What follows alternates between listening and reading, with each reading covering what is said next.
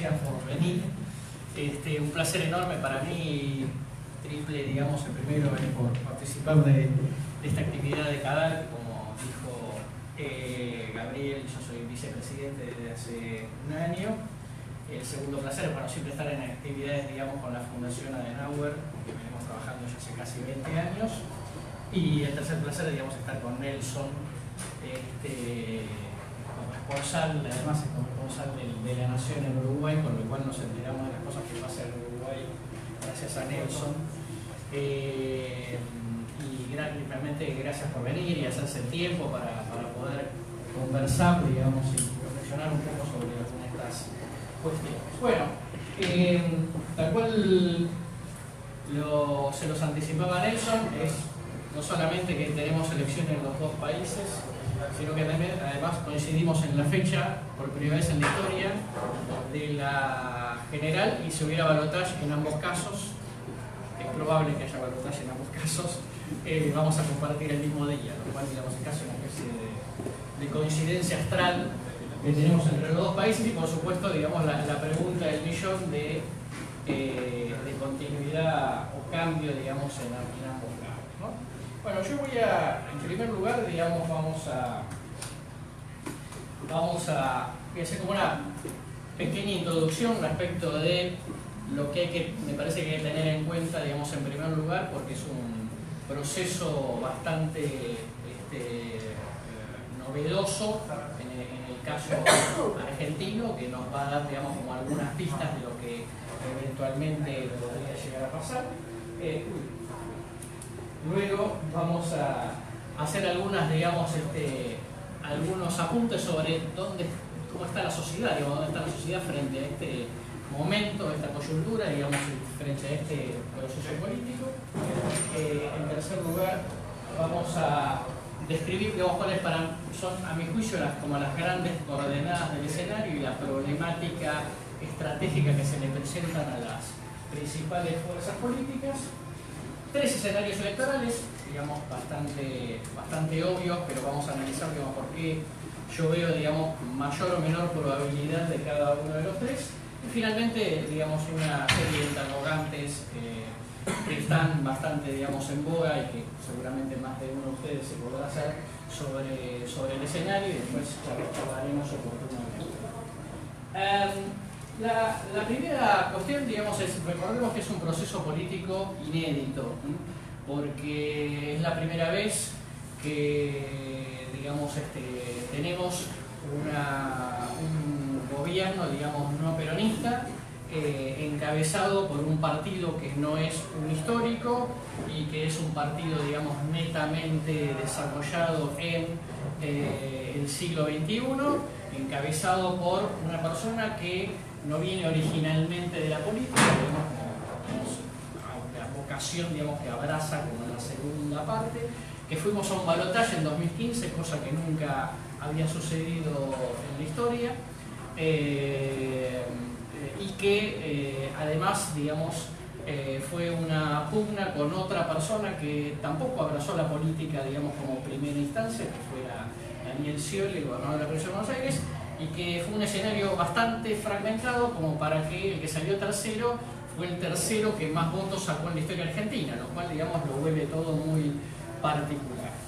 Y eso en primer lugar. Ahora, como el proceso político es inédito, de alguna manera todas las cosas que uno viene diciendo, bueno, no, lo que pasa es que en realidad eso nunca sucedió, yo diría mejor, digamos, como quizá dejar los libros de lado y empezar a escribirlos de vuelta, porque hay muchas cosas nuevas que están sucediendo desde todo punto de vista, ¿no?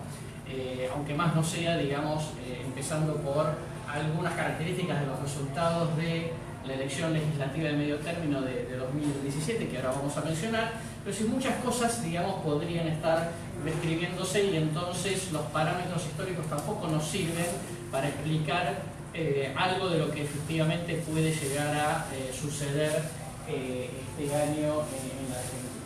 Entonces estarían describiendo muchas reglas, y entre otras cosas, como comentaba, digamos, si uno en octubre de 2017, hace apenas un año atrás, el gobierno nacional, el oficialismo, tenía asegurada la reelección y hoy no se sabe. Digamos, hace un año atrás todo el mundo decía, el 2019 ya es de Macri, con lo cual, digamos, este proceso no es de 4 años, sino que es de 8, y hoy Macri, digamos, está viendo si tiene tanta imagen negativa, está peleando con el tema que tiene más imagen negativa, ¿no? El fenómeno, digamos, es realmente particular.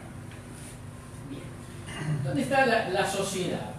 La primera cuestión, digamos, es que 2017 no fue una elección, vamos a decir así, de premio a las concreciones del gobierno nacional, ¿no? En realidad fue la mayoría de la sociedad, por así decirlo, eligió creer, ¿no? Digamos, votó en función de expectativas, no porque, digamos, el balance fuera bueno. Digamos, de hecho el gobierno tuvo un buen inicio del 2016, su primer año, después entró, digamos, en el gran debate de las tarifas, empezó a caer fuertemente hasta agosto-septiembre, tocó un piso, digamos, y ahí levemente, digamos, en la medida que se empezó a recuperar un poco la economía en el 2017, empezó a crecer levemente, pero siempre tuvo en el momento de la elección más desaprobación que aprobación. Y ese también es un fenómeno nuevo, porque, digamos, ningún gobierno desde el 83 había ganado su primera elección legislativa, digamos, teniendo un balance negativo de gestión. Y eso, digamos, no sucedió con Macri, con lo cual, digamos, las motivaciones por ahí tienen más que ver, primero, con la expectativa de creer, segundo, con la posibilidad de que el oficialismo de Cambiemos se consolide políticamente, tercero, digamos, que la gente muchas veces vota por el rumbo, ¿no? Es decir, no es que creo que las cosas están bien, ni siquiera que estén bien hechas, pero me parece que el rumbo que está tomando, digamos, es acertado, y por lo tanto hay algo de eso que pesa favorablemente. Las expectativas sobre el futuro son negativas, porque obviamente con el tamaño del ajuste que sufrió la Argentina durante 2018, digamos, no podíamos esperar otra cosa, pero se volvieron estables, digamos, y van a tardar mucho tiempo, digamos, en que sean positivas. Probablemente lleguemos a la elección de este año sin que haya expectativas más positivas que negativas, y de todas maneras, anticipo, spoileo, digamos, algo del final de la película, probablemente el presidente tenga posibilidades concretas de poder ser reelegido. Ahora, es muy diferente de 2001, ¿no? Es decir, en 2001 había bronca, la sociedad estaba como muy dispuesta a salir a la calle, a cacerolear, a golpear puertas de las empresas privatizadas, a golpear a los bancos, etcétera, etcétera.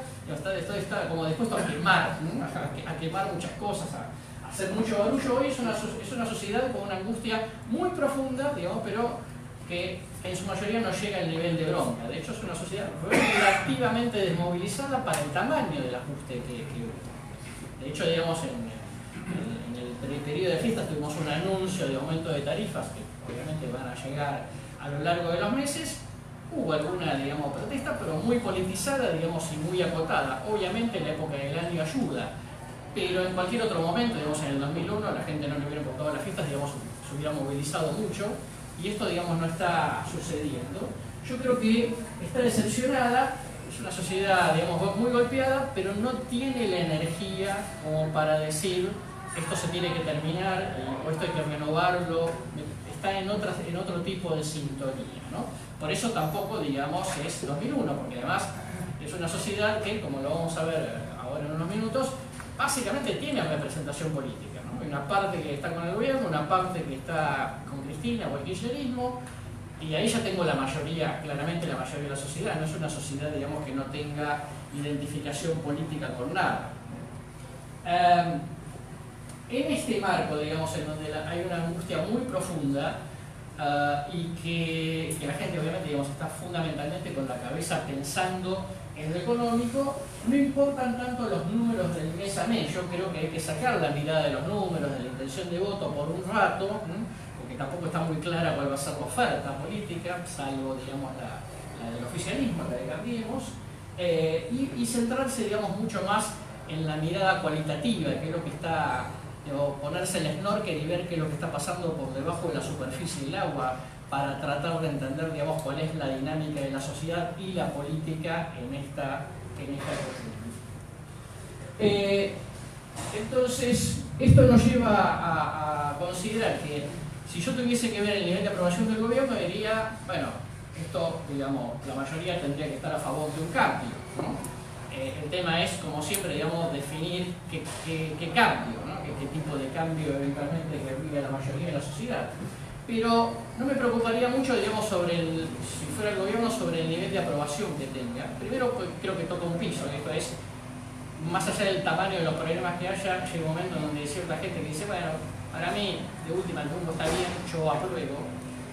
Aun cuando el ajuste sea muy profundo y aun cuando nos esperan varios meses todavía de recesión y un año 19 económicamente muy complicado, pero hay determinada gente que dice, sea como sea, yo de todas maneras lo voy a votar, y ahí puedo poner aproximadamente, digamos, en términos números redondos, un tercio de la sociedad, que ya no importa, digamos, aún cómo lo está haciendo el gobierno, si lo está haciendo bien, si tiene mala praxis política, si comete errores de comunicación, etcétera, etcétera. De todas maneras mira, me parece que no hay alternativa y de todas formas, al final del camino, algo de esto había que hacer, nos guste o no nos guste la medicina, y yo de todas maneras, digamos, lo voy a votar. Por lo tanto, digamos, no me preocuparía tanto por vamos a decir, por el disgusto coyuntural, y le prestaría mucho más atención a cuánta gente está dispuesta a digamos, apoyar al gobierno, por lo menos en una primera vuelta, y a partir de ahí, digamos, mirar cuál es, digamos, la manera en que se pueden armar las coordenadas generales. Para mi gusto, cuando uno mire el escenario, debería mirarlo por lo menos, digo, por supuesto que esto siempre es una simplificación de la realidad, pero debería mirarlo, digamos, por lo menos con dos ejes. Un eje obvio de continuidad y cambio con el gobierno de Cambiemos, y por el otro lado, digamos, la variable Cristina, ¿no? Esto es, o le tengo temor a Cristina. Uy, ¿qué hice? ¿Qué se lío? Sí, ahora lo entiendo. Porque no sé qué es. Tienes un puntero, ¿no?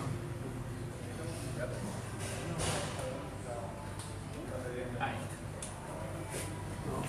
Sí. En un ratito. Ahí está. Bueno, decía. El punto rojo es abajo. Atrás. La variable, digamos, Cristina, ¿no? Temor a Cristina o identificación con Cristina.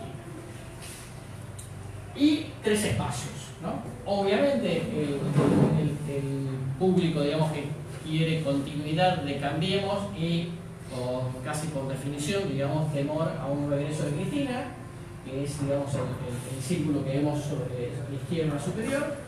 Gente que quiere cambio, pero también le tiene temor a Cristina, digamos, que sería esta opción intermedia, digamos, pero vamos a ver. Y por supuesto, digamos, los que quieren cambio y están identificados con Cristina, ¿no? Que sería como la tercera pata de esto. El voto continuidad y temor a Cristina, obviamente, es el voto Cambiemos. El voto de identificación con Cristina, que quiere cambio, es el voto K.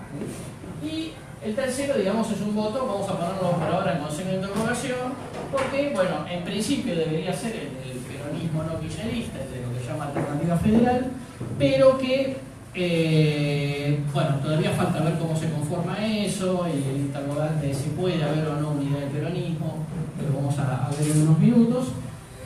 O si puede aparecer, digamos, alguna otra cosa, que eso lo veo como más dudoso, pero por ahora vamos a ponerle un signo de interrogación como para no, digamos, atribuirle una etiqueta a una oferta que todavía no está claro, digamos, que va a ser. Va a existir Cambiemos, va a existir algo, digamos, en el kirchnerismo, encabezando con unidad o sin unidad, digamos, del peronismo en general, y el resto, digamos, tenemos esa interrogante. Ahora, ¿cuál es el galimatías estratégico de esta elección? Muy distinta a cualquier otra, ¿no? Muy distinta a cualquier otra del 83 para acá. Por un lado, nosotros tenemos, si el eje, digamos, tiene que ver con el temor a Cristina, hay votos de Cambiemos, vamos a decir el tercio de Cambiemos, el tercio de no sé qué, pero supongamos que lo pueda representar el peronismo federal, y ahí tenemos una mayoría social que dice no quiero que vuelva Cristina, digo que básicamente la elección lo define desde ese punto de vista. Y después hay otros que dicen, más allá del temor a Cristina, yo quiero cambio, ¿no? Porque no me gusta lo que está haciendo Macri, y por lo tanto, digamos, ahí tengo de vuelta una mayoría social, ¿no? Entonces esto es, ¿qué va a pesar más en la elección? para la mayoría de los votantes el temor a Cristina, digamos, o el disgusto con cómo está llevando adelante las cosas el gobierno de Mauricio Macri. Como este escenario, digamos, con la situación económica no es que se recupera rápidamente, y la oferta electoral tampoco, digamos, se va a definir rápidamente por el juego de especulaciones natural de los distintos jugadores, este galimatías, digamos, no lo vamos a ver, empezar a ver resuelto para mi gusto antes de mayo, digamos, ¿no? Antes de mayo o junio, cuando finalmente se inscriban candidaturas, con lo cual nos queda un semestre por delante con esta cuestión, y esta dificultad también hace que los jugadores se desorienten y les resulte difícil poder desarrollar efectivamente qué estrategia y qué tipo de alianzas hacer, más allá, digamos, de la estrategia del gobierno, que es el que más claro lo tiene y que tampoco tiene, digamos, tantas opciones estratégicas por desarrollar. Visto, digamos, entonces cuáles son las coordenadas, lo que llamaríamos los 3 tercios, yo diría hay 3 escenarios posibles, los 3 escenarios más lógicos, ¿no? Uno puede imaginarse más cosas, por supuesto, pero bueno, el primero es Macri fue elegido, el segundo es el peronismo no kirchnerista gana la presidencia, el tercero es si Cristina vuelve, ¿no? Si el presidente de Ecuador. Por supuesto que estos escenarios tienen, así como los describo, tienen varios supuestos, ¿no? La primera es que Macri es presidente, ¿no? La segunda es que Cristina sería candidata, la tercera es que el peronismo se divide, y que la cuarta es que no aparece un tapado, digamos, uno que no está a la vista, ¿no? como un gobernador peronista, o la figura del exministro Roberto Lavagna, o se aparece un outsider, digamos, tipo Tinelli, etc. Siempre y cuando estas 4 condiciones, hoy que parecen bastante lógicas, bastante probables, digamos, estos 3 escenarios pueden, digamos, ser descritos. Bien, vamos al menos probable para mí. Empiezo a spoilear, digamos, un poco la historia. Cristina vuelve, ¿no? Cristina es candidata, por supuesto. O el kirchnerismo vuelve de la mano de algún candidato, digamos, que apoye a Cristina. La primera cuestión, digamos, es obviamente el nivel de rechazo. Uno podría decir, bueno, la verdad es que yo ya agarro hoy una encuesta en la mano, diría, bueno, pero Cristina tiene tanto rechazo como Macri, entonces ¿por qué, digamos, es menos probable, digamos, la vuelta de Cristina que un triunfo de Macri? Bueno, la primera cuestión es que el nivel de rechazo de Cristina es solidificado, es muy alto, permanente a lo largo del tiempo, no pierde, digamos, votos, pero también, digamos, le cuesta romper el techo, mientras que Macri, si la situación mejorase un poco económicamente, es más fácil, digamos, que su techo se rompa y su rechazo se caiga. Pero ahí tienes alternativa, en lo económico, por supuesto, digamos, no es una alternativa, digamos, ni automática ni sencilla, pero tiene mayor probabilidad. La segunda cuestión es que el afer de los cuadernos, ¿no? O sea, todo el tema de corrupción, le solidifican el techo. Ninguna causa judicial de Cristina le hace perder votos, pero está claro, digamos, que tampoco le impide, digamos, la posibilidad de ganar los independientes que digan, bueno, el gobierno de Macri es tan desastroso que pese a los cuadernos, de todas maneras, digamos, que votar a Cristina. Me parece que precisamente algo de lo que en general caracteriza al tercio que está intermedio, que dice no me gusta el no me gusta lo que está haciendo Macri, pero no quiero que vuelva a Cristina, es ese tema de y se robó todo, digamos, con lo cual tampoco me cierra el tema Cristina fácilmente, y por eso tiene, vamos a ver, una oportunidad la tercera vía.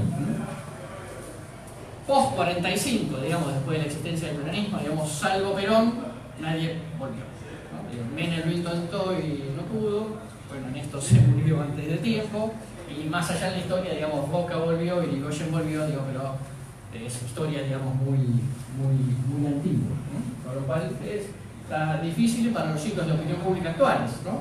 Por supuesto, digamos que la opinión pública en el año 73, digamos, era muy distinta a lo que es ahora.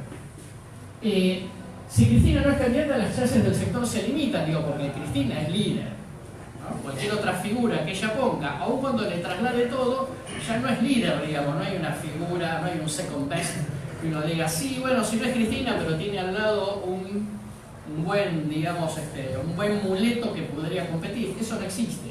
Está bien para juntar todos los votos que Cristina diga que se junten ahí, pero no le podría agregar nada más. Entonces, digamos, eso tampoco cierra demasiado.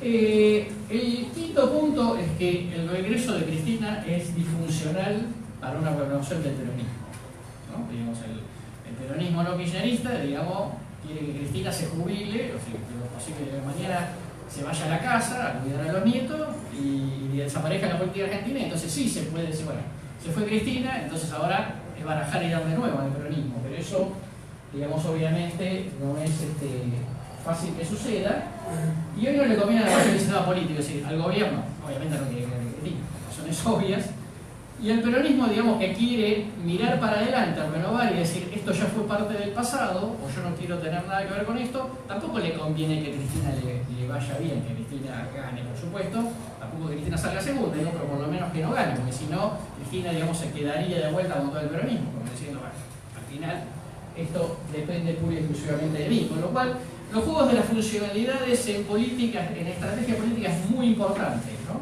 Cuando uno se hace la pregunta de ¿a quién le conviene que a mí me vaya bien? Cuando la mayoría del sistema político esté en contra mío, digamos, es más difícil que yo pueda ganar. El segundo escenario es ganar el peronismo no kirchnerista, más allá del candidato. Vamos a poner una probabilidad intermedia. El espacio de los no, como les decía, no me gusta lo que hace Macri, pero no quiero que vuelva a Cristina. Muchos de ellos ya votaron a Massa en 2015, es decir, es un espacio para el 20%, de vuelta, en ese sentido se parece en términos numéricos al espacio al escenario de 2015, dos superando los 30 y pico de puntos y un tercero en 20 puntos hoy. Massa es el que tiene, digamos, sigue teniendo más chances de quedarse con ese espacio, es joven, puede esperar, digamos, puede hacer, digamos, carrera de fondo, no necesita digamos, gastar las balas. El tercer punto es que si la mayoría piensa que va a haber balotaje, no tiene incentivos para caer en la polarización de antemano, ¿no? Pero en el 2015 alguien decía, después de que pasen las primarias, en donde el espacio Massa de la Sota sacó también 20%, números redondos, eso va a pasar a 6% en la general porque se polariza. Y no se polarizó, ¿no? Por una suma de circunstancias, entre ellas, digamos, por el valor agregado, digamos, de gente que no fue a votar en la primaria, pero lo cierto es que la gente no quiso polarizarse de antemano. Decimos, bueno, si está el balotaje, ya que me tengo que polarizar, me voy a polarizar al final, no tengo por qué polarizarme ahora. Que también es un mensaje que quiere dar una parte de la sociedad a los otros dos. El mayor rechazo a ser votado lo tiene Cristina y Macri, ¿no? O sea, mientras que existe mucha menos resistencia en el espacio peronista no kirchnerista. Esto también pasaba en el 2015, cuando uno decía el rechazo a votar a Scioli, el rechazo a votar a Macri, el menos rechazado era Massa, pero no estaba para ganar. Con lo cual, digamos, el menor nivel de rechazo tampoco da la garantía de que uno es competitivo para llegar a la final. Pero es cierto, digamos, que tienen este dato de opinión pública como ventaja frente al tema de la dinámica de polarización. ¿Cuál es el problema que tiene? Bueno, sigue sin candidato suficientemente competitivo, Massa es el mejor. Es el más conocido, ya juntó los votos en alguna oportunidad, sabe de que se trata de una campaña presidencial, y a medida que va pasando el tiempo, digamos, es como siempre en política pasa, que al final la gente dice, bueno, al final si no hay otro, bueno, entonces votaré esto. Pero, digamos, hoy todavía es un interrogante.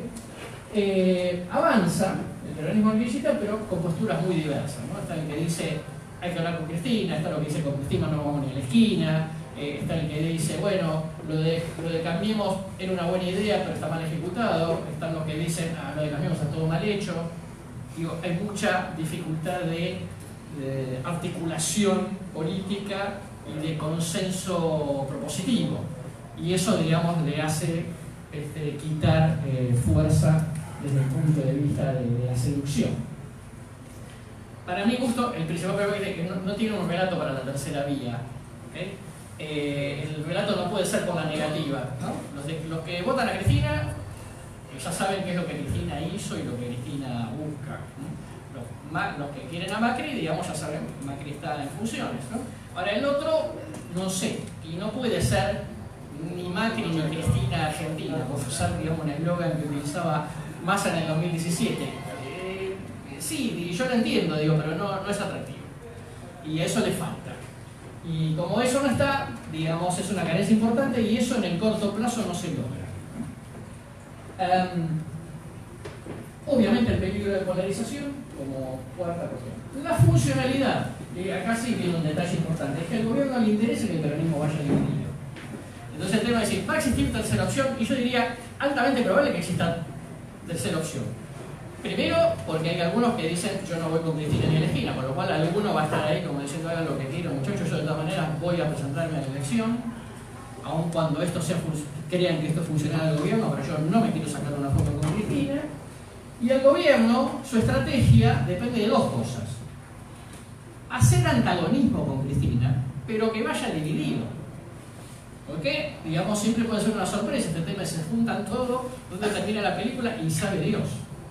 Entonces digo, no vaya a ser, entre nosotros, que la campaña de esta tercera opción la termina pagando el gobierno. Porque le conviene, digamos, que exista tercera opción. Entonces digo, por eso creo que va a haber tercera opción. Porque tiene incentivos a que exista. Incentivos de parte de la demanda social e incentivos de parte de la funcionalidad dentro del sistema político. Tercer escenario. Para mi gusto, el más probable, Macri y Berlusconi. ¿Por qué el más probable, teniendo en cuenta, digamos, Bueno, obviamente depende de que la economía no se desbarranque aún más. No parece ser la situación, con el Fondo Monetario, digamos, respaldando lo que se está haciendo hasta acá. Por lo menos no debería haber, digamos, grandes sorpresas complicadas.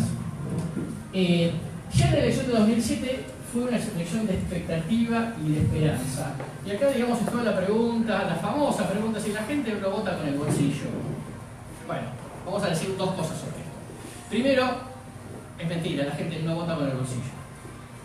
La correlación de cómo me va a mí y lo que pienso votar, digamos, no es alta en ningún lugar del mundo. Y en Argentina hubo un estudio que hizo, un estudio importante cuyo libro se presentó hace poco en la Universidad de Itela, que se va a estar en librerías creo que en marzo, con un consorcio de universidades americanas. El estudio lo hizo Equipo Mori de Argentina. Y entonces la variable que mejor correlación es cómo creo yo que va a estar la economía argentina en el futuro. No cómo me va a mí en el bolsillo, porque si fue por mí en el bolsillo es, y esto lo he estudiado yo bastante, es yo tengo trabajo, mi familia está bien, tengo salud, tengo, digo, qué sé yo, a mí no me va mal, le va mal al país, pero a mí no me va mal. Entonces digo, lo que más correlaciona no es el bolsillo propio, es el bolsillo general, por así decirlo. Cómo le viene la economía en general. Eso, más allá de esa aclaración, que es una aclaración histórica, de todas maneras, claramente tampoco fue la situación de 2017, que sí, ¿cómo está la situación? La situación está más o menos. Y entonces, me parece que hay que apoyarlo. Me parece que el cupo está bien, votemos por expectativa, y eso fue 2017. Puede volver a suceder perfectamente, porque las reglas también se están reescribiendo. Tercer punto, para mi gusto es un elemento muy importante. Yo creo que la Argentina tiene un cansancio con los peronismos, vamos a llamarlo así porque no hay uno solo, que es si se terminó el ciclo del bombero, y para mi gusto sí, ¿no? ¿Qué es el ciclo del bombero? Esto es, viene un gobierno no peronista, le erran lo económico, se incendia todo y viene el peronismo a apagar el incendio. El bombero te apaga el incendio, todo el mundo contento, y después dice te voy a reconstruir la casa, no la termina de reconstruir nunca, se te quiere quedar con la casa, la gente dice que si va el bombero, vuelve a ir contra el arquitecto, viene un arquitecto no peronista, comete un error, hay un incendio, vuelve el peronismo a apagar el incendio así permanentemente, y es de eso sí creo que la sociedad se cansó. Por eso, digamos, va a ser el primer presidente no peronista que después de 91 años termine el mandato.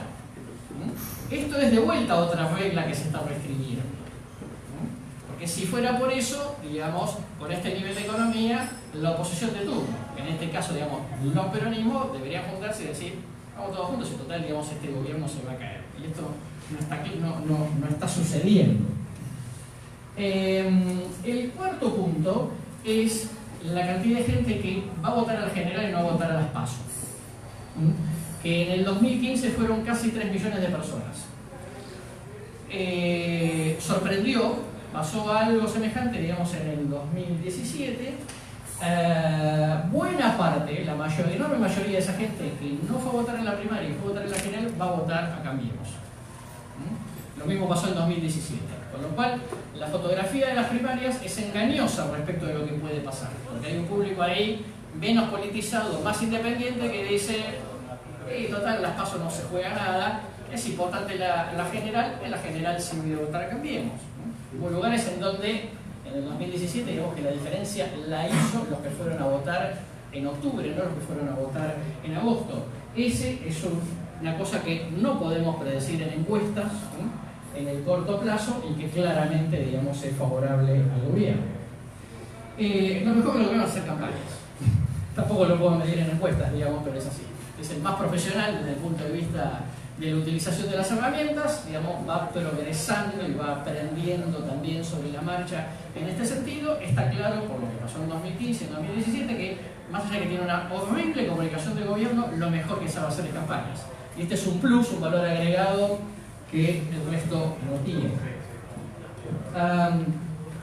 Obviamente la tendencia polarizadora, digamos, lo puede apoyar, porque al final es A o B, ¿no? Es un blanco-negro.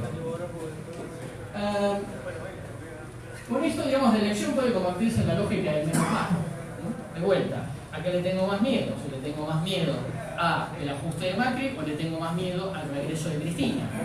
Y esto, ¿por qué puede suceder? Bueno, porque también está sucediendo en muchos lugares del mundo, donde la gente vota por el menos malo, no es que vote por gusto, no vota por entusiasmo. Dato fundamental a favor de Macri, y quizá a favor del Frente. En Uruguay, desde el año 78 en América Latina, solamente 2 casos no pudieron reelegirse, ¿no? De 2 países chicos, ¿no? Ortega en Nicaragua y Hipólito Mejía en República Dominicana. Serán 4 o 3, o se quedará en 2, lo vamos a saber, digamos, en octubre, noviembre. Pero en todo caso, digamos, la verdad que la estadística favorece a los oficialismos. Veremos después qué nos cuenta Nelson sobre ello. Cierro con los interrogantes, ¿no? Los interrogantes básicos que produce este escenario en la Argentina. El primero es, ¿hay espacio para outsider? No, para mí no. La Argentina está buscando gente con experiencia de gestión. Cristina la tiene, Massa la tiene, Urtubey la tiene, obviamente Macri la tiene. No hay mucha discusión, la Argentina no le gusta, digamos, el improvisado que entra por la puerta de atrás, digamos, y se tira con todo. Por lo menos en este periodo democrático yo no creo que haya opción para eso, y el único nombre que anda dando vuelta, me parece que está quedando vacaciones en José Ignacio Pettinelli, me parece que se empieza a desinflar rápidamente porque está claro que no siente. Hay opción para tapados y tal vez, ¿no? Como que alguien, pero que ya dentro del sistema político, digamos, alguien que ya está en gestión, diga, a mí me gustaría jugar, ¿no? Un gobernador peronista que por ahí no esté ahora sobre la mesa, como decía antes, la figura del exministro de Labaña, eso, digamos, tiene alguna probabilidad. Para mi gusto baja, pero no lo vamos a descartar. ¿Macri será candidato? Lo puedo afirmar, como lo más probable, digo, pero la verdad es que casi que lo puedo afirmar acá, digamos, por varias razones. La primera es, conociendo al personaje, digamos, no se va a perder pasar a la historia, no solamente como el primero que termina, el no peronista que termina el mandato después de 91 años, sino después de 91 años otro no peronista que le entrega el gobierno a otro no peronista, en este caso el mismo, y no se va a perder, digamos, la historia. Yo, por lo menos, digamos, si fuera él, no me la perdería, ¿okay? Y está claro, digamos, que el personaje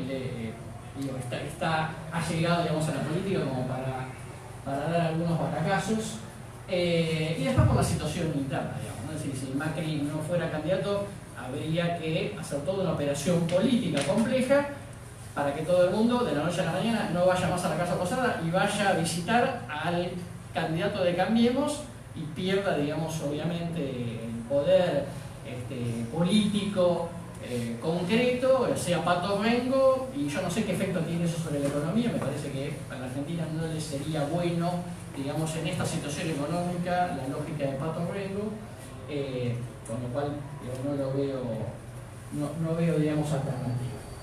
¿Vidal será candidata? Bueno, como contrapartida del otro, poco probable, ¿no? Digo que si bien es cierto la persona que tiene mejor imagen en la política argentina, algo desgastada, me parece que de vuelta, digamos, esa situación en lo que tiene que ver con el liderazgo de Macri, me parece que es de vuelta afirmaría que no.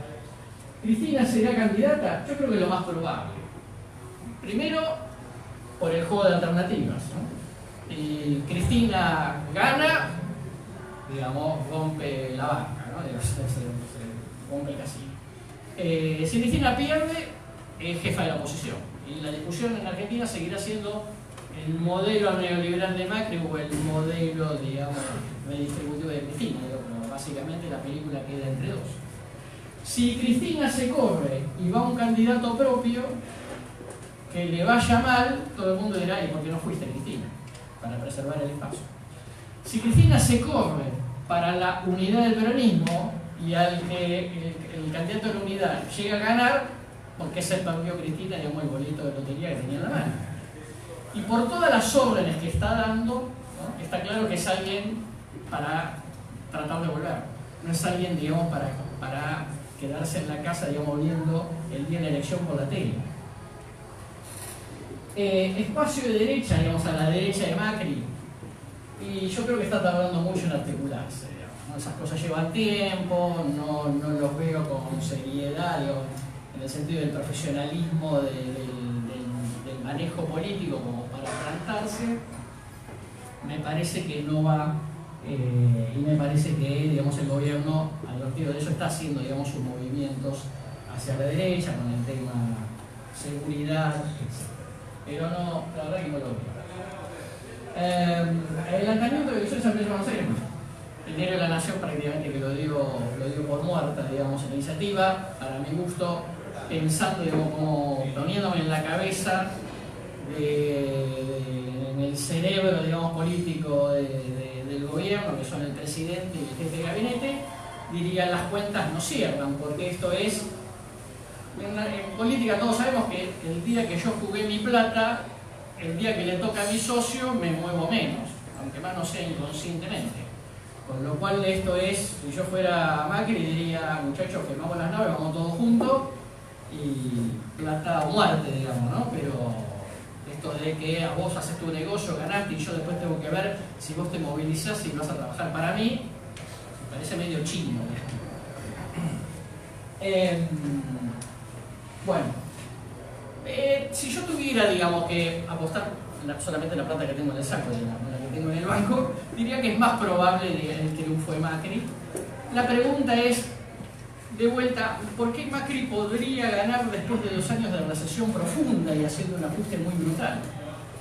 Y yo diría que la sociedad no llega un momento en donde, digamos, no termina de optar por lo que le guste, digamos, inclusive lo que considera correcto, digamos. Tengamos en cuenta que son sociedades muy influidas por los miedos, ¿no? A lo que puede ocurrir, los miedos a lo peor.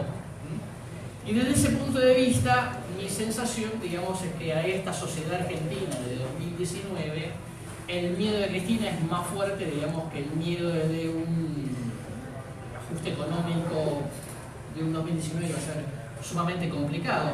En definitiva, cuando hubo, y el gobierno en esto tiene razón, cuando uno llega a la mesa de votación, no agarra una boleta y dice, me gusta Macri, pero que baje las tarifas, no le escribe algo, digamos, en la papeleta. O voto a Cristina, pero que no haga cadenas nacionales. En realidad es Cristina o Macri, digamos, es blanco o negro, es A o B, no hay alternativas. Y en ese punto mucha gente seguramente va a votar, vamos a decir así, con desgano, con disgusto, pero las opciones son estas, y de vuelta ha pasado prácticamente un año y no tenemos nuevas opciones reales competitivas en el escenario.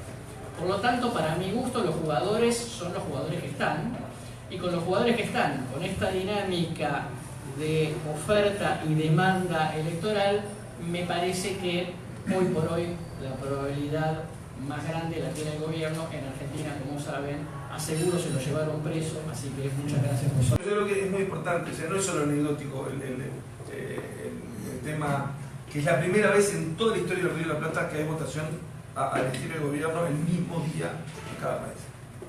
Por lo menos, por ejemplo, hay una cantidad de uruguayos muy importante que vive en Argentina y que viene a votar. Ese día, ¿qué hacen? Porque en realidad siempre votan en los dos países, ¿no? Capaz que por ahí calculan el tiempo, pero es una elección muy importante. Entonces, tomamos algunas cuestiones de lo que había, como que le copié, ¿no? Le miré la hoja y él decía, ¿puede ganar Macri pese a la recesión? Bueno, pusimos, ¿puede perder el frente tras 15 años de crecimiento? Y otras preguntas que vamos a empezar a desarrollar ahora. Pero el tema es que son decisiones históricas del Río de la Plata. ¿Sin micrófono se escucha bien? Sí. ¿Se escucha bien? Son decisiones históricas. Realmente estamos en una elección muy importante. Y en Uruguay, fíjense en esta cuestión que vamos a ver. Con una advertencia, ¿no? Porque ahora cuando hablaba él del resultado. Una preocupación, digo, nosotros vamos a decir lo que tenemos que decir, pero una preocupación cuando uno expone es, todos ustedes se van, mañana le preguntan, ¿dónde estuvo? ¿Y qué dijo Bonano? ¿Quién gana? Y se me resumen todo en una frase. O sea, pasan del arranque al final en un santiamén, ¿no? Y en el fondo vamos a hablar de la banda presidencial, pero lo que importa es lo que pasa en el medio. Porque si no, es muy rápido y acá lo que importa es toda la película. Y el tema es, bueno, alerta, evidentemente vamos a decir, no con bola de cristal, quién va a ganar. Pues no podemos decir quién va a ganar, lo vamos a decir, en esta circunstancia vamos hacia esto. Y cuando uno dice esta circunstancia, entonces lo dejas tan abierto. No, porque abierto no es que puede pasar cualquier cosa. Siempre puede. Pero hay tendencias y para que pasen cosas, los actores tienen que mover sus pies. Entonces, ¿por qué es una elección histórica? Yo marqué 3 elecciones, 1958, 2004 y 2019. Esta elección de 2019 está instalada, yo creo que demoró, por ahí yo vi el director de la revista Portfolio y en una entrevista yo decía, hoy hay una tendencia, en ese momento quedaba medio solitario, pero hoy empezó a consolidarse, según las encuestas, una imagen de opinión pública que no es la que había hace un tiempo, cual le hablaba a la Macri. Hace un tiempo decían, al frente gana. El tema es, ¿qué te parece a vos? La pregunta que nos hacían a los que somos, ¿es con mayoría parlamentaria o sin mayoría parlamentaria? Esa percepción cambió. Entonces, si cambió, vamos a una cuestión que puede ser una elección de ruptura. 1958 es la elección que gana el Partido Nacional después de 90 años del Partido Dorado. 2004 es la elección que gana el Frente Amplio, por primera vez la izquierda llega al gobierno. ¿Qué pasa con 2019? Donde tenemos este escenario, 30 de junio primaria, 27 de octubre presidenciales, primera vuelta y 27 de noviembre balotaje. Esto es la historia del Uruguay en colores. Colorado, gobiernos Colorado, hay alguna simplificación, porque en el siglo XIX estamos simplificando. Celeste ganó blanco, ahí es política de fusión. Fíjense, todo Colorado, hasta el año 58. Fíjense lo que es el dominio. Fíjense que hay un partido que sobrevivió a eso, que era el partido que estaba. Los blancos ganan y ganan por 2 periodos. Y después la película sigue, ganan los colorados, viene un régimen militar, ganan los colorados, ganan los blancos. En realidad, lo que vemos acá es que colorados y blancos, cuando nace la república, saben que hay una alternancia en el poder. ¿Cómo llega Uribe? Digo, la configuración de partidos todavía no estaba tan clara, porque Uribe llega con el apoyo de Rivera. Pero los hechos saben que primero ganaron los colorados y después ganaron los blancos. ¿Qué pasa con la izquierda? La izquierda que arranca a la vía electoral en 1910, con la primera votación, el primer diputado, la izquierda nace como el sentimiento de somos el pueblo, vamos a gobernar algún día, tenemos que tener paciencia. Hubo algunos que no tuvieron paciencia y ahí fue una discusión que hubo entre vía electoral y vía armada. Pero la izquierda fue en un proceso de acumulación, con un convencimiento de que el día que llegue, yo que soy el pueblo, voy a gobernar por el pueblo, me sacarán con un golpe de Estado, pero el pueblo no me puede sacar en las urnas. No digo que todos pensaran así, pero es una idea bastante. Es decir, el día que llegue yo voy a gobernar. Bueno, el tema es que hasta acá tuvimos gobiernos de este signo y después tuvimos gobierno Frente Amplio. Y el gobierno Frente Amplio vino, y para muchos vino para quedarse. Y si fuéramos a Montevideo, fíjense en jóvenes, hay jóvenes que vivían en Montevideo, lo único que conocen es la autoridad de ese Frente Amplio. Bueno, ahora vamos a una elección donde eso está en discusión, por eso decimos continuo de cambio. Allá está representado cuánto gobernó cada uno. Es una cuestión muy importante. El peso del Partido Colorado antes, sí, pero el peso de la izquierda ahora. Izquierda que no nace en el 71 como una cosa de. Sino que es la prolongación en el tiempo de algo que nace a principios de siglo. En el año 58, esta es la etapa del diario El País, al día siguiente venció el pueblo, o sea, ganan los blancos después de 90 años. En el 2004 es el mismo diario. algo impensado en otras épocas, pero también hace la especie de su homenaje, su bienvenida al presidente, con un Frente Amplio en las calles. Puse esto porque también, bueno. Entonces, vamos a la primera pregunta, que era, ¿puede parar el Frente Amplio tras 15 años de crecimiento? Entonces vamos primero a la parte de crecimiento. Para la parte de crecimiento económico, cuando hablaba, Carlos dijo una cosa que fue muy alegre, que le decía, el bolsillo no define la relación, es uno de los factores, es importante, pero no define la relación. Yo lo estoy estudiando para un libro que voy a sacar pronto, cómo llegó a presidente cada uno, y uno cuando ve, hay periodos de economía que crece y el que estaba en el gobierno no gana. O sea, es uno de los factores, pero no es el decisivo. Ahora, el tema de los 15 años de crecimiento, uno diría, bueno, pero un gobierno que tiene esto, la elección es casi que no hay que hacerlo. ¿Por qué? Porque además en el Uruguay nunca hubo un periodo de tasas de PBI, de aumento del PBI continuos tanto. Pero cuando miramos los números, lo que vemos es que Uruguay arranca una recesión en la primavera del 98 cuando arranca en Argentina, se produce una recesión larga que se agudiza en enero del 99 con el crack brasileño, después las crisis del 2001, crisis del 2002, la segunda parte del 2003 empieza levemente a crecer, 2004 crece y el gobierno del Frente Amplio crece. Para mucha gente dijo, pero no existen los ciclos. Con la izquierda en el gobierno se crece siempre. Porque además el crecimiento era tasas muy importantes. Pero fíjense, si vemos acá, es que el crecimiento fuerte fue acá y acá ya no es tan fuerte. Siguió creciendo. Es una gran complicación, yo le decía a Carlos ya, para el desafío de la comunicación de un gobierno. Porque sale un dato de PBI y el gobierno lo quiere celebrar. Y es lógico. Y nadie le duda. En Uruguay no se maquilla la cifra. Pero cuando sale a decir eso, ahora vamos a ver lo que piensa la gente. Y vamos a ver si lo que piensa la gente está muy alejado o no. Cuando vemos las tasas de crecimiento, claro, las tasas no son iguales. No es lo mismo estos primeros años a estos que crece 0,4, 1,7, 2,7. O sea, no es lo mismo. El auto sigue andando, pero la velocidad es otra. Y los que van adentro del auto lo sienten. Imagínense si van a un auto a una velocidad muy fuerte y de repente arrancan ahí a 40. ¿Qué pasó? O sea, y el que pasó se siente, porque cuando vamos por sectores, si miramos el agropecuario creció, pero en los últimos tiempos se quedó ahí. Si vemos el comercio, creció, pero después bajó, subió. O sea, el crecimiento fue para todos los sectores y muy fuerte durante el 2004 al 2014, pero no prolongado siempre. Cuando vemos la construcción, creció, pero después bajó. Cuando vemos la industria, creció por ahí y acá ha tenido oscilaciones. No hay ni recesión, o sea, en forma global. Pero cuando vemos por sectores, aparecen problemas claros. Ahora, a la gente, cuando dice, a mí no me importa el PBI, ¿qué me importa? Bueno, la vida cotidiana. ¿Sí? Si lo que podemos ver después es el mercado laboral. Las fábricas ocupan mucho, las fábricas ocupan mano de obra más que otros sectores. Y lo que vemos es que creció, pero después quedó estancado y bajó. Acá estamos tomando el núcleo industrial, quitándole lo que es la refinería de ANCAP estatal y las 3 zonas francas. Pero cuando tomamos el empleo, y acá no estamos tomando tasa de desocupación, sino estamos tomando tasa de empleo, lo que tenemos es que el empleo creció tanto que en algún verano llegaban en diciembre y muchos jóvenes decían, quiero vacaciones en enero. No, vos te tocas en enero. No, vos en abril. Renuncio y me voy y después vengo y agarro. Ese fue un tiempo que vivimos, pero ahora esto no se produjo y ahí lo que tenemos es un punto de quiebre. Cuando vemos este punto de quiebre coincide con un montón de variables de opinión pública. Pero la tasa de empleo bajó. Ahora hay una mejora, después vamos a ver qué va a pasar, qué puede pasar el año que viene.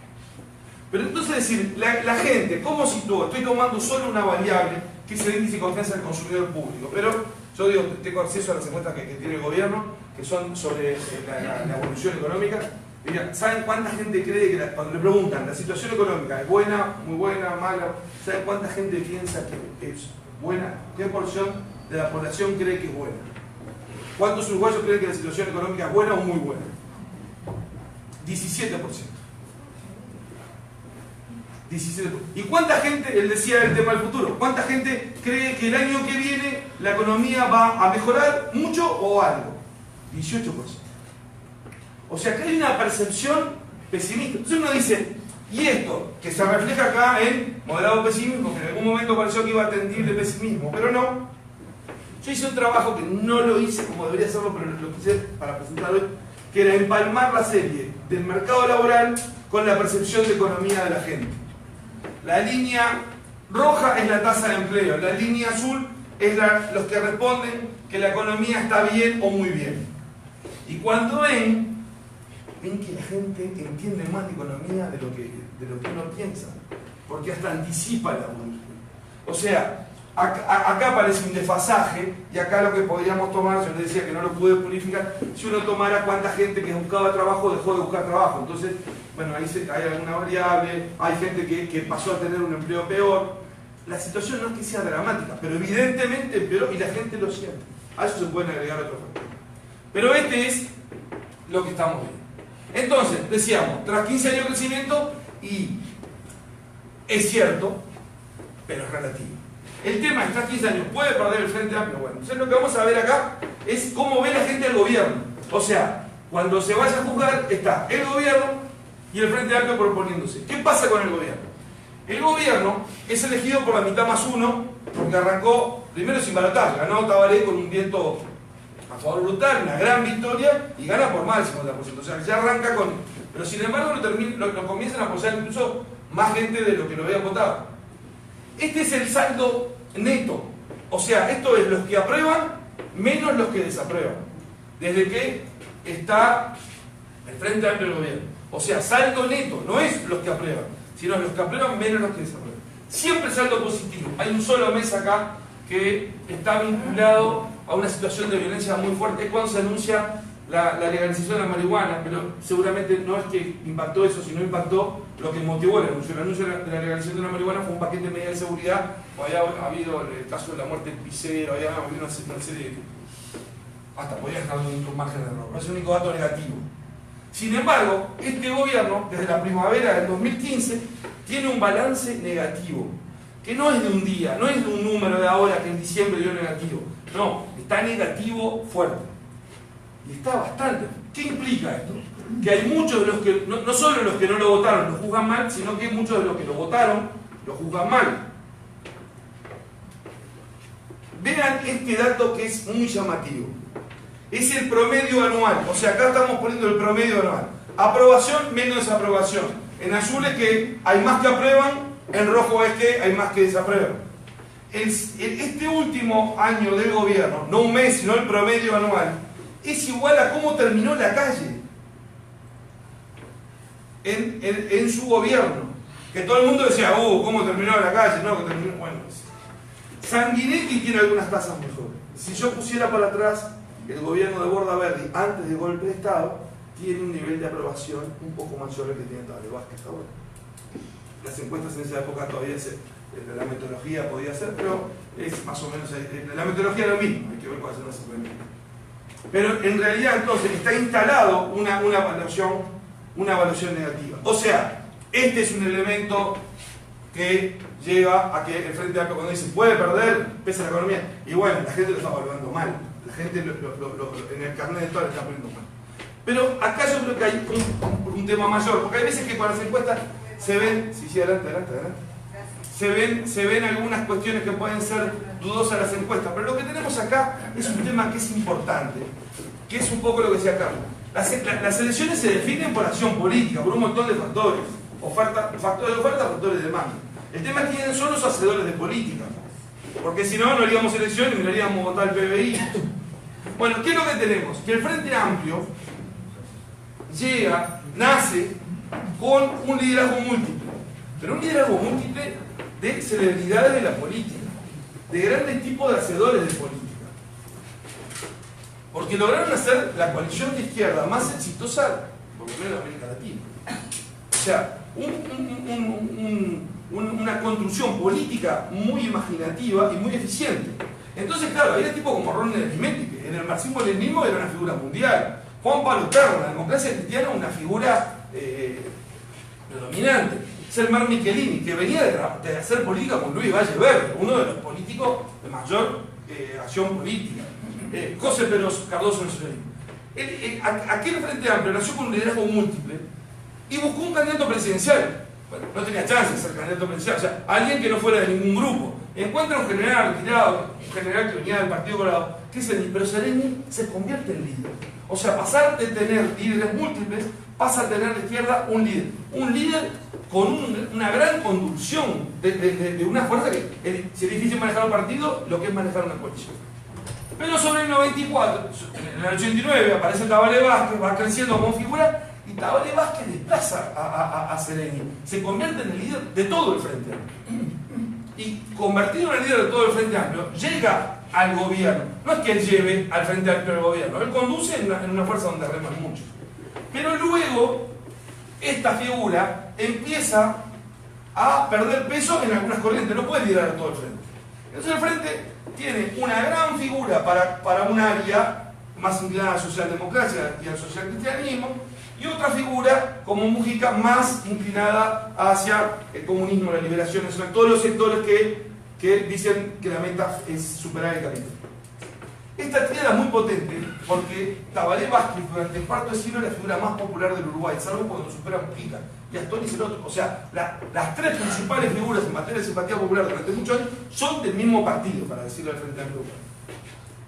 ¿Qué pasa con esto? Que estos dirigentes llegan a un momento en el cual ya todo el mundo dice, bueno, Tabaré Vázquez se retira, no tiene, Astori quedó debilitado también por esa imagen que veíamos de política económica y políticamente, y Mujica, vamos a retomar un poco de Mujica, llegando a una edad avanzada en la cual no pudo ser candidato. Y el tema es qué pasa con la renovación, quiénes son los nuevos luego de todo este proceso. Y el Frente Amplio tiene una crisis de liderazgo central. Buscó un presidente que no dio resultado, que los resultados han sido bastante negativos, pero sobre todo pasó a tener un problema en los sectores.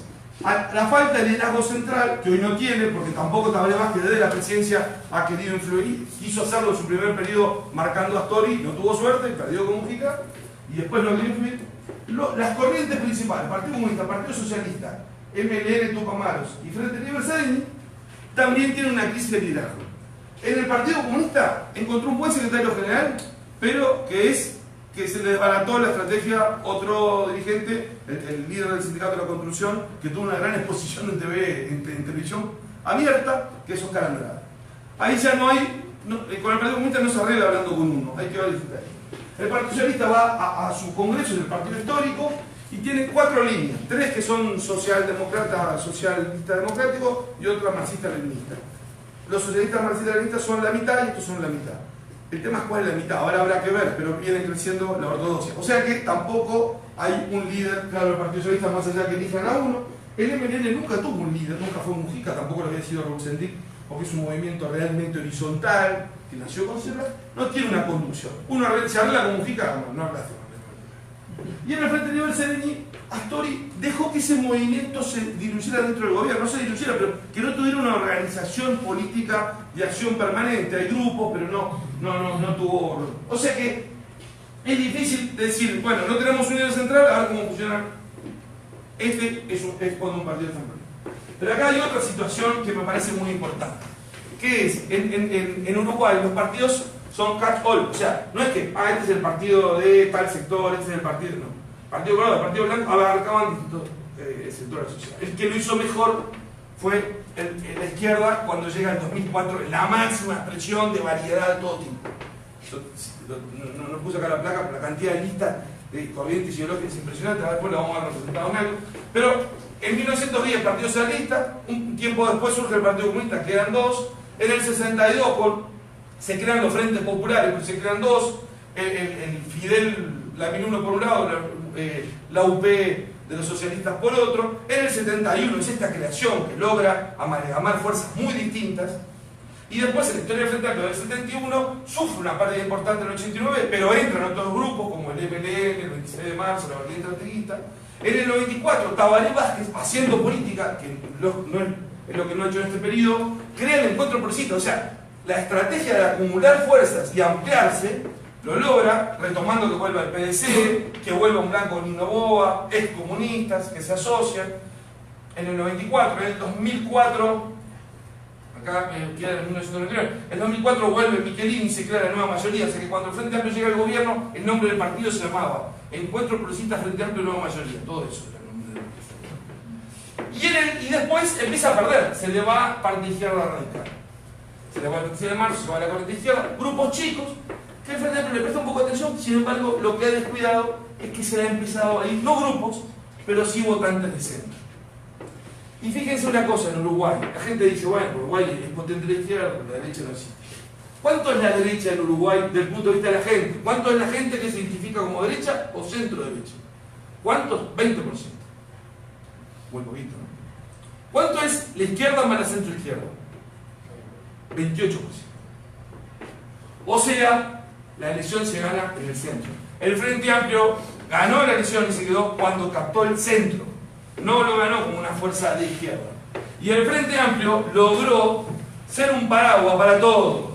Marxismo, leninismo, trotskismo, maoísmo, gramscismo, castrismo, Yebrey, el Che Guevara, la izquierda nacionalista Quijano, los comunistas, todo esto, más todo.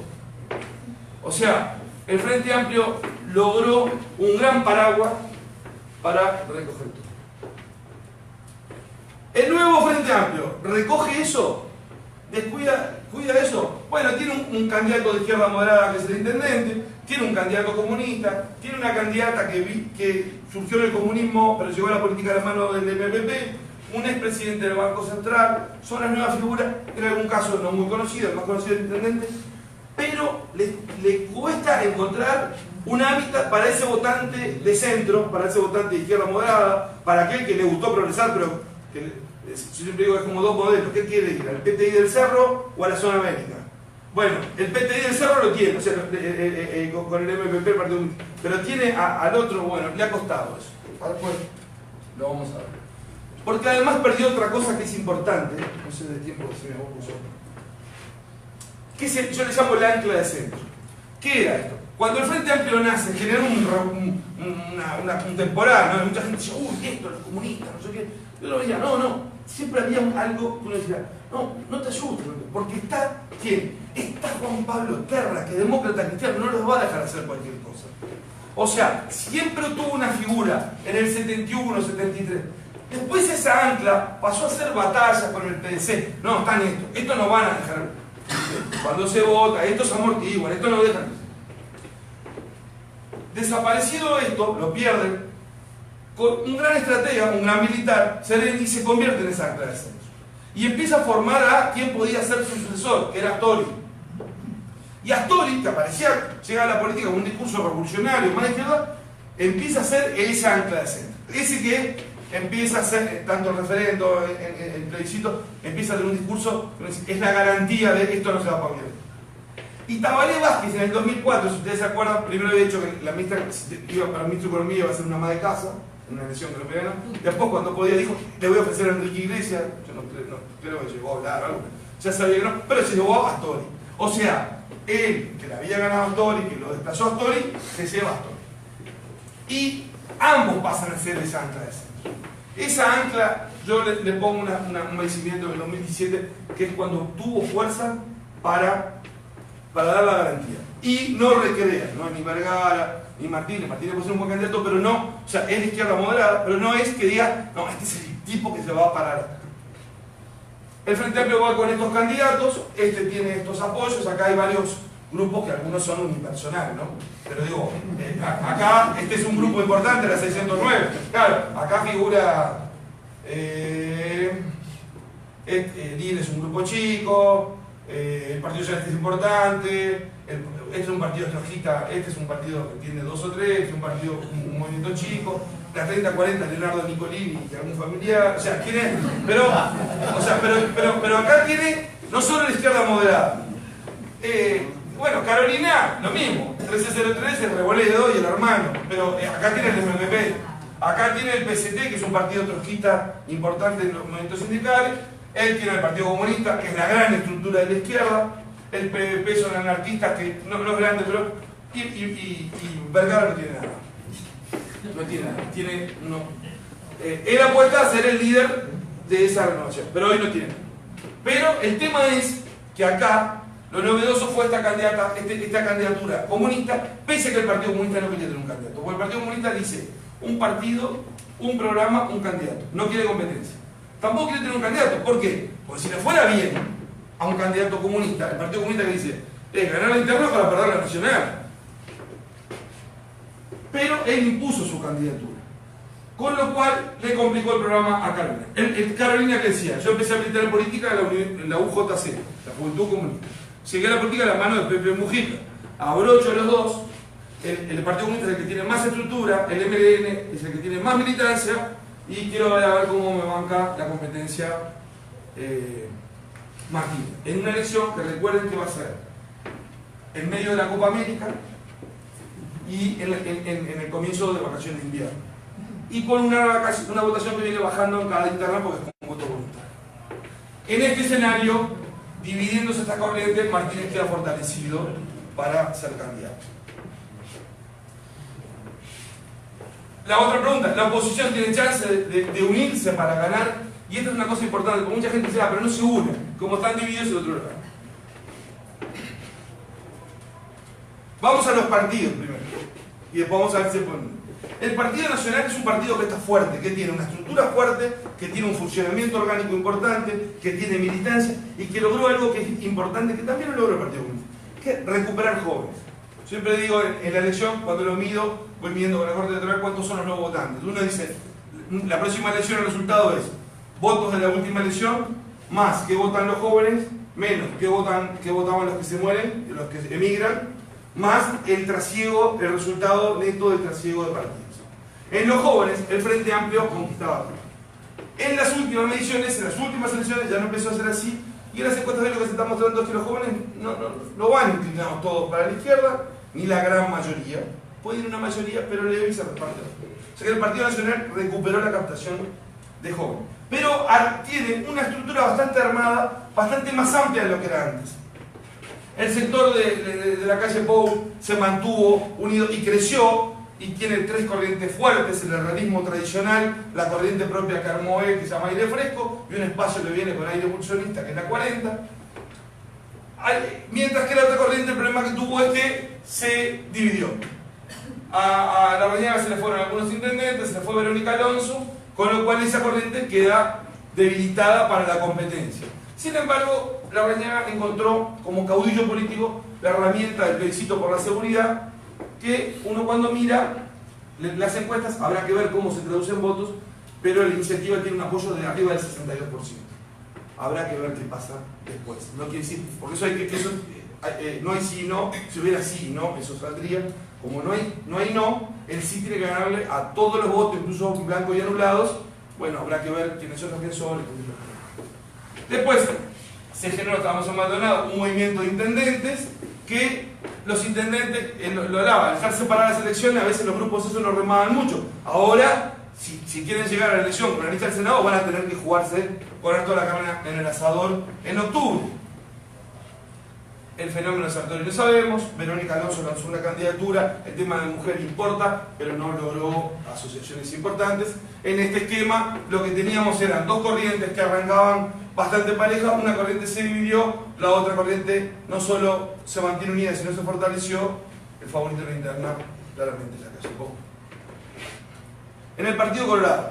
El Partido Colorado tiene dos novedades, novedad 1 y novedad 2. La novedad 2 tapó la novedad 1. La novedad 1 era Ernesto Tali, un hombre que venía de la academia, pero vinculado a la política, pero no a la política partidaria, que venía con un discurso que mucha gente a veces de la izquierda me decía, este tipo viene acá al pueblo a hablar y trae un discurso de izquierda, porque habla liceo público,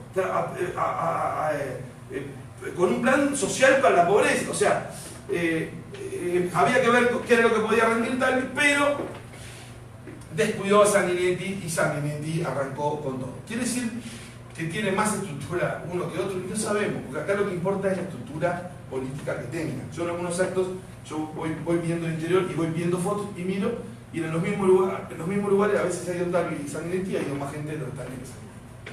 No sé. Pero Sanguinetti viene con una campaña descollante. Se quitó el ropaje de 2 veces presidente y se puso como una figura popular. Pero se pone una cosa que es, fija, a la gente le dice 2 objetivos. Primero, no dijo si es candidato, pero además no dice vengo a ser presidente.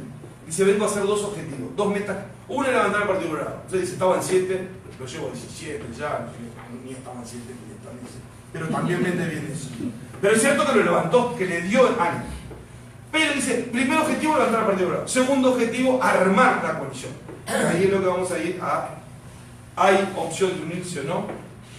El otro candidato, Amorín Valle, representa al quincismo, pero el Partido Colorado también tiene distintas puertas de entrada con distinto atractivo para ellos. Partidos más chicos. arranco por esto. Partido de la Gente, bueno, es algo nuevo. En Uruguay los partidos chicos nuevos nunca tuvieron mucho resultado. Acá hay que ver porque es alguien que viene de militancia de los partidos y que entró con un discurso que tiene sintonía con una parte de la sociedad, en esa, la mano dura.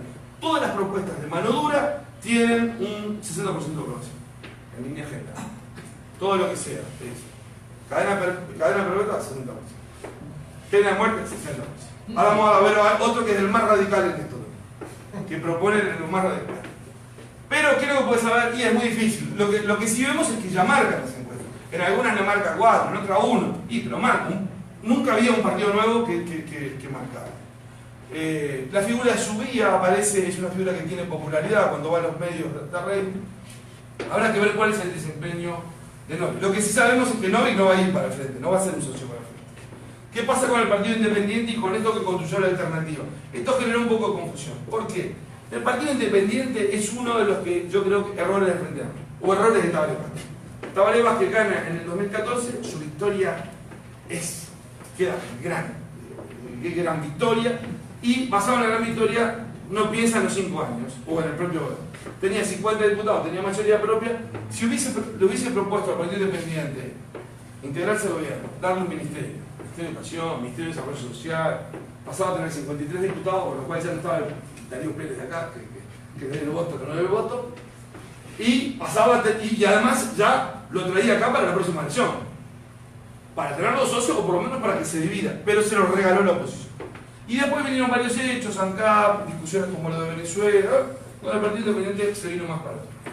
Lo que llama la duda es estas asociaciones que hace, a ver cómo van a reportar. Si nosotros decimos, ¿cómo va a votar el Partido Independiente? Es difícil saberlo. Es un partido chico, pero tiene buenas posibilidades en una estrategia de tratar de captar votos descontentos del Frente Amplio. Habrá que ver si lo logran. Pero ¿a dónde va a ir? Bueno, a una coalición con los blancos y colorados. ¿Qué pasa con estos otros partidos? Partido de los Trabajadores, un partido chico, siempre sacaba 400 votos, la última sacó 3.500 votos. Pasó a dominar el sindicato bancario del Estado. ¿Qué pueden hacer? Pero no se unen con nosotros. El Partido Ecologista Radical Intransigente, que le decía, ¿no? Esto tiene una postura de a los violadores hay que cadena perpetua, trabajo forzado 8 horas, y si no acepta el trabajo forzado solo se les suministrará pan y agua. Esa es la propuesta, ¿no? Cuando empiecen a decir eso, empiezan a mandar los votos, ¿no? Pero, ¿qué puede dar? No sabemos. Lo que sí sabemos es que antes tenía 6 agrupacioncitas y hoy tiene más agrupaciones. Hasta dónde prende, está con un discurso también muy contra UPM y eso. Y esta, la izquierda que se fue del Frente Amplio cuando estaba en el gobierno, es una izquierda chica, pero que se consolidó, porque ahora pasó a tener un diputado, con lo cual tiene un protagonista que, para los medios, para dar opiniones, y en algunos sindicatos crecieron. Muchos no, pero sí para renovar. Y las encuestas le dan que puede duplicar bancadas, a pasar de 1 a 2, pero ese 1 a 2 no se ría, es muy importante. Bueno, ¿ya en el límite? ¿Cuál es el rol de Pepe Mujica? Yo lo había puesto un poco vinculado a lo de cuál es el rol. Bueno, acá hay que pensar que en la última elección Pepe Mujica fue un factor importante. Salió a recorrer, sigue siendo hoy la figura que tiene más simpatía popular. Pero ¿cuál es la diferencia? Que tiene una antipatía mayor a la simpatía. O sea, que Mujica, que tenía un gran capital político, lo empezó a desgastar. Y fundamentalmente se queda como un gran líder de una corriente del frente. Pero lo que precisa el frente es recuperar votos o convencer a ese que está como en una pelota de tenis en la red, a ver si cae para acá o si cae para acá, a ver si, bueno, voto al frente por última vez. A ese no es Mujica el que lo puede convencer, porque Mujica se quedó como líder de una expresión del frente, en la expresión más de socialismo, comunismo, donde seguramente no está perdiendo tantos votos, sino algunos pocos, pero donde puede poco para hacer. Ahí está su disgusto de no poder ser candidato, ¿no? Pero en realidad el impacto de Mujica no es el impacto que pudo tener en 2004 de buscar votos extra frente. Mujica está en una situación en la cual puede agitar a su gente, pero no traer votos. ¿Cómo hicieron las inversiones en la decisión electoral? Acá hay una cuestión muy importante. Yo miraba eso y decía, voy a decir algo, si lo escribo, si hago la columna del diario me van a criticar tanto y después en redes me van a matar. Pero yo creo que el gobierno va a ser mucho más valorado en el tiempo. El tema es cuánto tiempo, pero mucho tiempo. Digo, ¿Por qué? Porque cuando uno mira, mucha gente dice, ¿pero cuál te parece que fue el peor gobierno? ¿El de Mujica o el de tal? Cuando uno ve el gobierno de Mujica, ¿qué dejó? Es difícil encontrar cosas, ¿no? Y el agujero de la gasificadora, el agujero del puerto, ¿no? Pero este gobierno, esto se ha demorado. Tendría que estar cortando cintas el año que viene. Van a arrancar estas obras. Van a haber obras como muchos nunca vieron en su vida.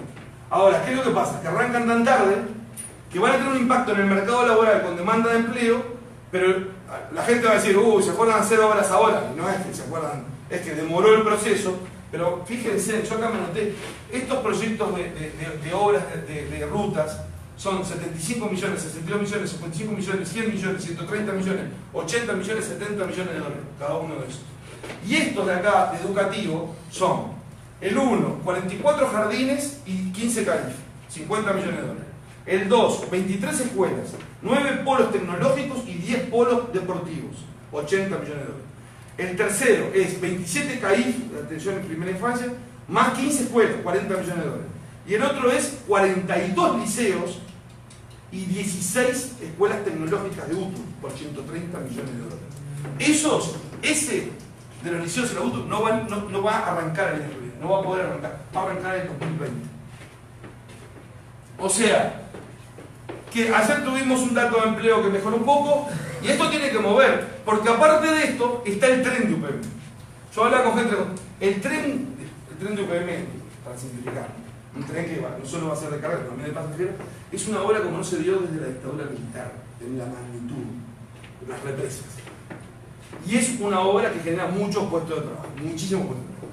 Estos puestos de las escuelas además generan en una misma zona, chorrea, porque no está desde el que vende quiniela al señor que vende torta frita.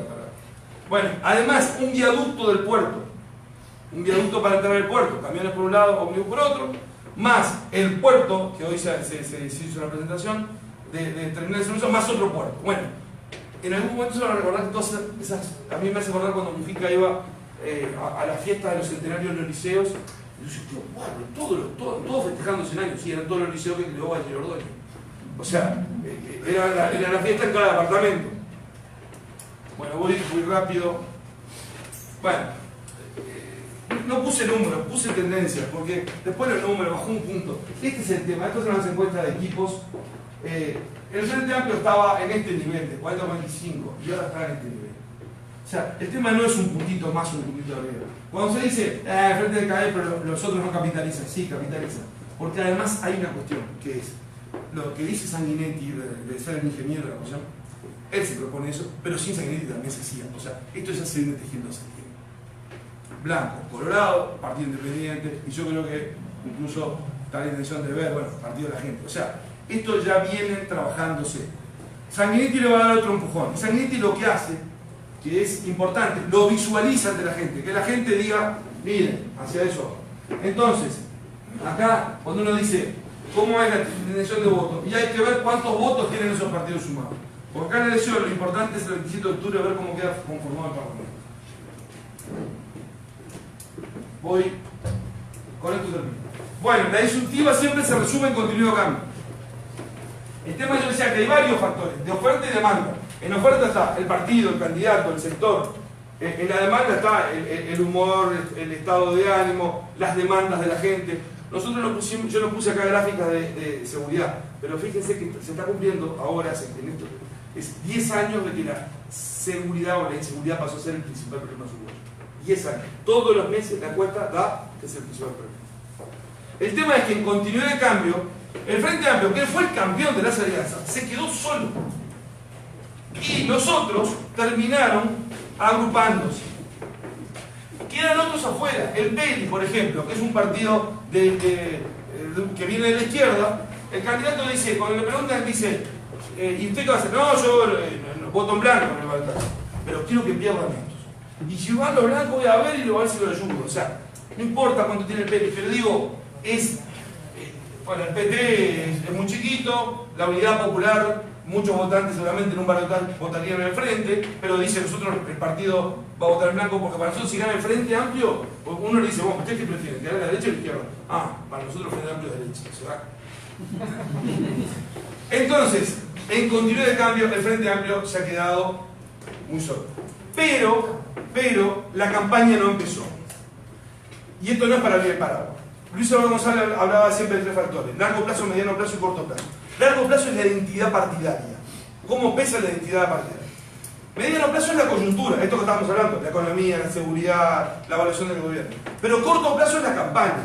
Y el Frente Amplio fue un gran hacedor de campaña y de generar la efervescencia. Y cuando uno mira, le está costando el Frente Amplio, pero sin embargo, ¿pero la gente desapareció? No. El 8 de marzo, la marcha de mujeres, no quiere decir que todas las que vayan son del Frente Amplio, pero es una marcha de la izquierda, es una marcha impulsada por la izquierda, la capacidad de movilización. 8 de marzo. El 20 de mayo, la marcha de los aparecidos, siempre es multitudinaria, y acá hay una gran movilización de izquierda. El 28 de septiembre, la movilización de la diversidad sexual, hay en todos los partidos, pero la bandera fuerte es la izquierda. O sea, el Frente Amplio tiene una gran capacidad de movilización. Lo que tiene hoy es un grave problema de conducción política a nivel central y a nivel sectorial. Entonces, de las 3 preguntas, ¿puede perder el Frente? ¿La oposición tiene chance de unirse? ¿Qué puede pasar para cambiar la tendencia? El Frente Amplio sí que puede perder, y eso hoy aparece como lo más probable. Hoy. La oposición sí que tiene chance de unirse, y lo está trabajando con paciencia. No es, y bueno, por ahí, después qué vamos a hacer. No, lo están trabajando, lo están negociando, lo están conversando. Nada será lineal, habrá zigzagueo. Vamos a ver, peleas entre los blancos, peleas entre los colorados, peleas en esto, peleas entre blancos y dorados. La gente, oh, ya se están peleando. Son zigzagueos, es campaña. Creo que un poco hoy también es el minuto a minuto, no importan las tendencias. Porque hay una tendencia de cambio que es firme y que además se ha firmado. La tendencia de cambio no arrancó ahora en este día, arrancó antes, pero en los últimos meses. No hay un resultado escrito, falta mucho y es demasiado tiempo. En el año 89, en las primarias se elegía entre Valle y Tarigo, y cuando ganó Valle, le metió el próximo presidente, y ganó otro partido. La campaña propiamente no ha comenzado, eso es decisivo, y hay que ver cómo se desempeña. No se trata de casi una mejora económica, esto sí me parece importante. Acá la gente dice, bueno, pero si la economía mejora, y si todo solo, ahí sí gana. No. Eso influye, pero no. El Frente Amplio tiene chance de retomar favoritismo, pero para eso debe mejorar la acción. Y la mejora necesaria para que el Frente recupere chance es de hacer alta política. No es de, bueno, vamos a juntarnos, mejoramos, hacemos un jingle, salimos a la calle. No, es de tener una estrategia. ¿Cómo dividimos a la oposición? O sea, es un ejercicio muy importante. No es fácil. Y hoy nos está mostrando capacidad particular. No es cierto que todo puede pasar, pero sí que puede haber sorpresas y puede haber hechos. Por ejemplo, Andrade tuvo un accidente de auto, salió ileso. Si el accidente era peor y si estaba más complicado, tenía que dejar la campaña, bueno, se bajaba. El Partido Comunista podía apoyar a Carolina Cosa y Carolina Cosa tener un mejor chance con. Estoy poniendo un ejemplo, pero puede pasar en la campaña, puede haber alguna situación. Ahora, sin reacción del Frente Amplio, sin grandes errores de la oposición, no solo que se piensa que gane, que mejore el Frente Amplio. Tiene que haber errores de la oposición. La oposición viene muy clara en un montón de cosas, trabajando mucho mejor de lo que la gente piensa. Sin reacción del Frente, sin grandes errores de la oposición, la tendencia se afirma y vamos a un cambio político.